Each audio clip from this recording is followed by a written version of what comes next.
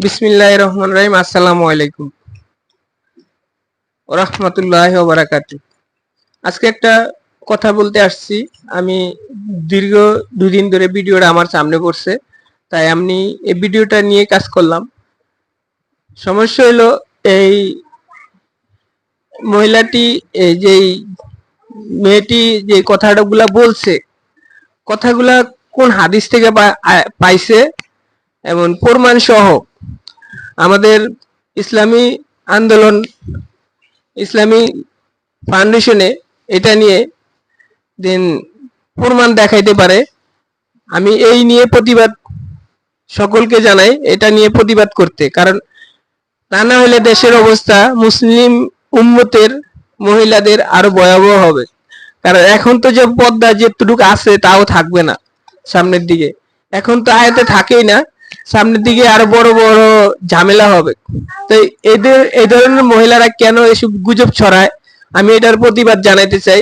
সকলে আমার এই ভিডিওটা আপনারা সকলেই যদি পারেন, যদি ভালো লাগে, যদি আমার একটু স্মরণ করেন, কারণ আপনাদের যদি গায়ে বাজে তাহলে আপনারা শেয়ার করে দিবেন, আর যদি আপনাদের গায়ে না বাজে তাহলে আপনাদের শেয়ার করার কোনো দরকার নাই।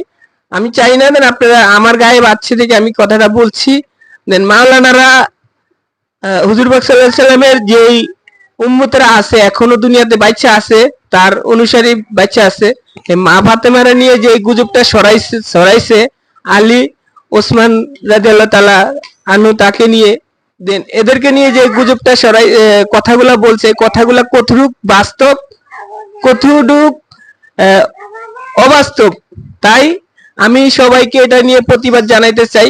যদি বাস্তব হয় তাও দেখতে হবে আলেমওয়ালারা কেন এই কথাগুলা বলে নাই, আর যদি অবাস্তব হয় তাহলে তাকে আইনের আওতায় আইনা বিচার করা হবে।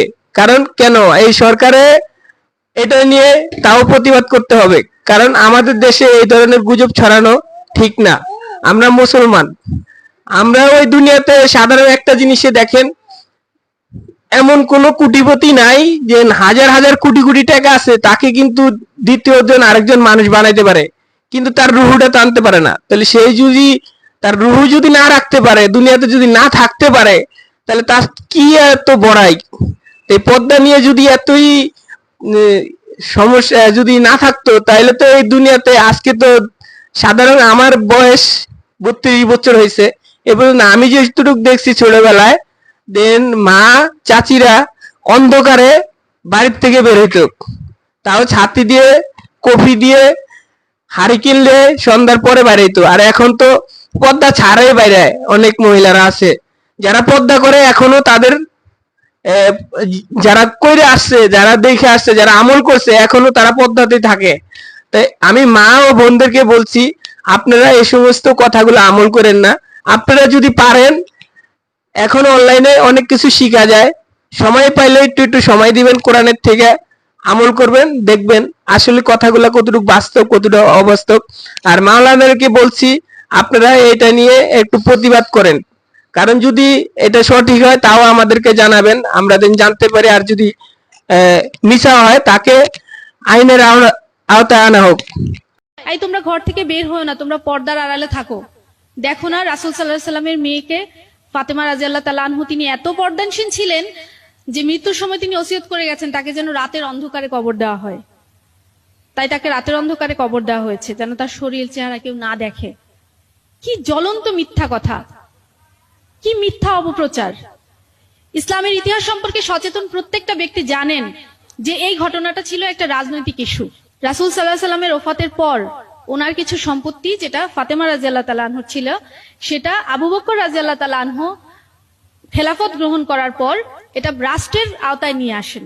যে এই ঘটনাটাকে কেন্দ্র করে আলী রাদিয়াল্লাহু তাআলা আনহু এবং ফাতেমা রাদিয়াল্লাহু তাআলা আনহুর সাথে আবু বকর রাদিয়াল্লাহু তাআলা আনহুর একটা দ্বন্দ্ব ছিল।